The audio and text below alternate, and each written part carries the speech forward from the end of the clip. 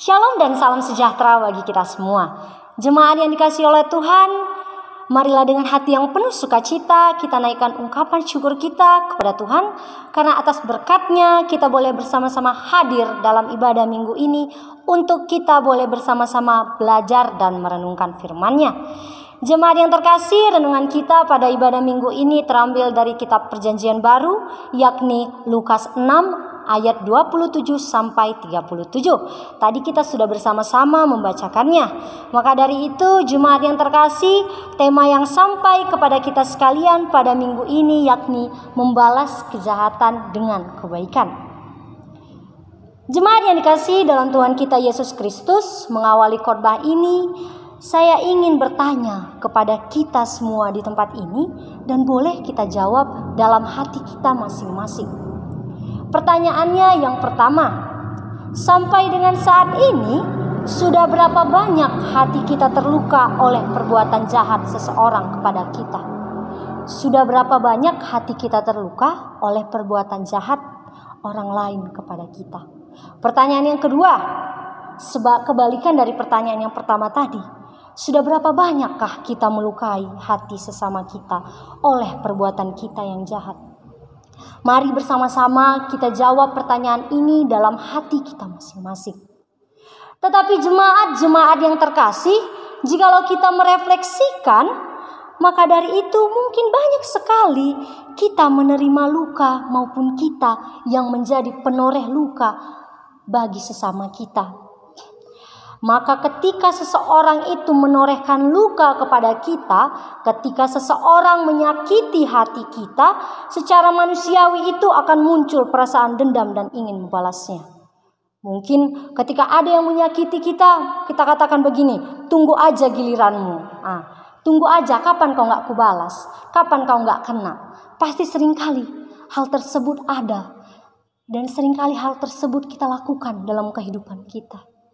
Oleh karena itu, jemaat yang dikasihi dalam Tuhan kita Yesus Kristus, hal inilah yang akan bersama-sama kita renungkan berdasarkan Injil Lukas 6 ayat 27 sampai 37. Ya, mari kita mempelajari, mengetahui latar belakang dari Injil Lukas ini. Mungkin sama-sama sudah kita ketahui Injil Lukas ini adalah sebuah Injil yang menyajikan cerita tentang pelayanan Tuhan kita Yesus Kristus. Dalam Lukas 6 ayat 27 sampai 37 ini mengisahkan mengenai hukum yang utama. Sama-sama kita tahu hukum yang utama yang diajarkan Tuhan kita Yesus Kristus kepada para pengikutnya di atas bukit, dan sampai saat ini sampai juga hukum itu kepada kita adalah mengenai hukum soal mengasihi. Inilah hukum yang utama dan yang terutama. Maka dalam perikop ini, hukum ini lebih dispesifikkan lagi. Hukum ini lebih dispesifikkan seperti judul tadi, membalas kejahatan dengan kebaikan.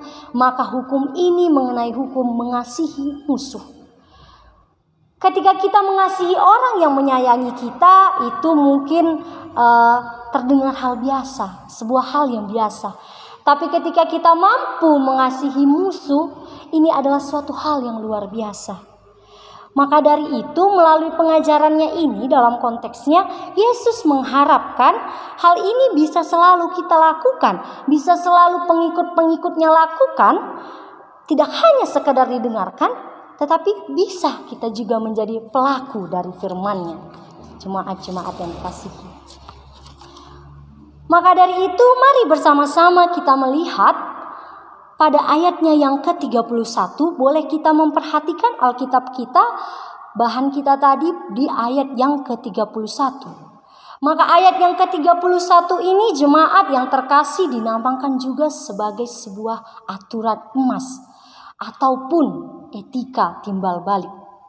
Mengapa dikatakan etika timbal balik? Karena dalam ayat ini mengajarkan ketika kita tidak mau dicubit, maka jangan sesekali mencubit. Jadi di sini ketika kita tidak mau disakiti oleh orang lain, maka seharusnya kita juga harus menjaga diri kita, harus menjaga perkataan kita, tingkah laku kita untuk jangan juga menyakiti hati orang lain.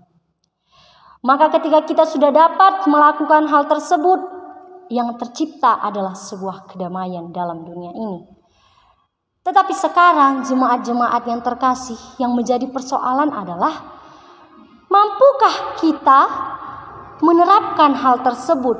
Mampukah saya, mampukah Bapak Ibu, mampukah teman-teman sekalian menerapkan hal tersebut?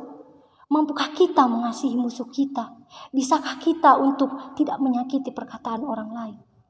Jikalau kita melihat jemaat yang terkasih, kita mungkin senantiasa menyakiti orang-orang di sekitar kita itu dengan cara kita bertindak maupun dengan cara kita berbicara. Maka dalam ayat yang ke-31, mari bersama-sama lagi kita memperhatikan Alkitab kita pada ayat yang ke-31. Di sini diuraikan mengenai perbandingan orang yang taat kepada Kristus dengan orang yang pendosa. Dikatakan di situ, seorang pendosa akan senantiasa mengingat kesalahan orang lain dan menyimpan keinginan untuk membalasnya. Hal inilah yang disebut dengan akar pahit. Tetapi berbeda dengan orang yang taat, berbeda dengan pengikut Kristus. Kita semua di sini pasti mengaku bahwasanya kita adalah pengikut Kristus. Tapi apakah kita taat? Karena di sini ciri orang yang taat kepada Kristus adalah dia sabar dan akan selalu memaafkan. Seperti Bapa kita yang selalu memaafkan kita, maka dia mengimplementasikan hal tersebut. Dia tidak akan membalas orang yang berbuat jahat kepadanya. Sehingga jemaat yang terkasih, renungan ini mengajak kita untuk saling mengasihi. Mengasihi di sini adalah kasih agape. Sama-sama kita ketahui kasih agape ini adalah kasih Bapa kepada anak. Kasih Tuhan Yesus Kristus kepada kita. Kasih ini tidak menuntut balasan. Kasih ini tanpa pamrih. Maka ketika kita disakiti, kita mampu memaafkan dan kita mampu membalasnya dengan kebaikan. Maka di sini mari kita refleksikan, kita masuk ke bagian yang mana? Apakah kita seorang pendosa, seorang yang menyimpan akar pahit, atau apakah kita seorang pengikut yang taat kepada Tuhan kita Yesus Kristus? Mari, hal inilah yang menjadi refleksi kita. Ketika mungkin kita masih berada di posisi orang yang menyimpan akar pahit, mari bersama-sama kita berbenah. Bapa kita yang di surga saja mengampuni segala kesalahan kita, maka kita sebagai ciptaan harus juga mengampuni kesalahan orang lain. Maka dari itu jemaat-jemaat yang terkasih di sini, untuk lebih memahami bagaimana perikop kita ini, saya memiliki sebuah ilustrasi mengenai seorang panglima dengan prajuritnya. Ya, seorang panglima ini tidak berada di Indonesia. Tempatnya mungkin saya tidak tahu, di antah berantah, tapi cerita ini ada begitu. Nah, cerita ini mengenai seorang panglima yang terkenal dengan jiwa patriotismenya yang tinggi kepada tanah airnya, sehingga ia sangat dikagumi oleh para prajuritnya. Panglima tersebut selalu menanamkan kedisiplinan, patriotisme kepada semua prajuritnya. Maka sehingga pada suatu ketika mereka ingin maju ke medan perang. Maka dengan tegas si panglima ini memberikan mandah, begitu, memberikan perintah kepada para prajuritnya, yakni, "Hai prajurit, berikan dirimu sampai pada tetes terakhir demi kepentingan negeri ini. Bahkan jangan beri belas kasih dan taklukkan semua musuh." Mungkin ketika mendengar perkataan tersebut, kita juga terbakar semangat kita. Begitu juga sama halnya dengan para prajurit. Semangatnya terbakar untuk membawa nama negaranya, memberikan kemenangan. Tetapi tanpa disangka-sangka jemaat yang terkasih, pada suatu ketika para prajurit mendapati sang panglima sedang berbincang dengan pemimpin negeri tetangga. Sehingga hal tersebut membuat mereka kecewa. Dari kekecewaan tersebut, mereka tidak sanggup memendamnya dan mereka mengatakan sesuatu kepada si panglima, yakni, "Panglima, kamu memerintah kami untuk bersikap nasionalis, sedangkan panglima malah berbincang-bincang akrab dengan musuh." Di sini ibaratnya dia memberontak. Kok begitu? Panglima menyuruh kita untuk nasionalis, tapi dia malah berbincang-bincang dengan raja di negeri lain, pemimpin negeri lain. Tetapi dengan bijak panglima berkata, "Benar prajuritku, aku berkata lenyapkan musuh kita. Tetapi pemimpin negeri tetangga itu telah saya jadikan sebagai sahabat." Ada saatnya kita menjadikan orang lain sebagai musuh, tetapi itu tetap saja tidak diperbolehkan. Pertengkaran itu boleh saja terjadi, tetapi hendaknya pertengkaran itu dapat berakhir dengan persahabatan yang baik. Begitulah jawab sang panglima, dan hal tersebut membuat prajurit mengerti dan semakin kagum terhadap panglima. Maka jemaat yang dikasihi dalam Tuhan kita Yesus Kristus, dari ilustrasi ini aplikasi yang bisa kita lakukan yang pertama, marilah membangun tali kasih persahabatan. Karena tali kasih persahabatan itu lebih penting daripada memelihara permusuhan.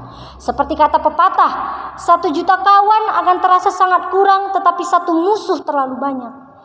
Ketika dalam kehidupan mungkin beberapa kali hadir sebuah perseteruan antara kita dan sesama, maka janganlah kita menyimpan dendam. Janganlah seperti pengikut-pengikut yang pendosa tadi, dia menyimpan akar pahit. Mari kita belajar untuk menyelesaikan segala sesuatu dengan kepala dingin dan dengan kasih.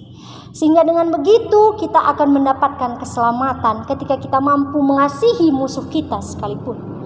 Aplikasi yang kedua, yakni sejatinya musuh yang sejati itu, musuh yang paling dekat itu adalah diri kita sendiri. Oleh karena itu, mari bersama-sama mengenal siapa sebenarnya diri kita ini. Kita adalah seorang ciptaan. Kita itu sama semuanya di hadapan Kristus. Ketika kita mampu mengenal diri kita sendiri, kita mampu mengontrol emosi kita, membentengi diri kita dari hal-hal duniawi, keegoisan, ketamakan, dan lain sebagainya, maka hal tersebut bisa berimbas kepada kehidupan sukacita dan kedamaian. Dan Kristus akan senang melihat anak-anaknya yang hidup dengan kasih. Maka jemaat-jemaat yang terkasih, penutup khotbah saya ini, saya ingin mengajak kita semua, saya dan jemaat-jemaat yang terkasih, untuk dapat tetap kuat dalam melakukan hal-hal yang baik, bahkan ketika hal tersebut tidak seperti apa yang kita kehendaki. Ketika dalam hidup orang lain itu melakukan hal yang tidak baik kepada kita, kita sudah melakukan yang baik kepadanya tetapi dia membalasnya dengan kejahatan, itu mungkin tidak seperti apa yang kita inginkan. Tetapi mari kita sama-sama mengimani, mari sama-sama kita percaya bahwasannya Tuhan sanggup membuat perbuatan yang tidak baik tadi, perbuatan jahat tadi, menjadi sebuah kebaikan. Maka dengan begitu kita dapat selalu memancarkan kasih dalam kehidupan kita. Amin, demikianlah firman Tuhan.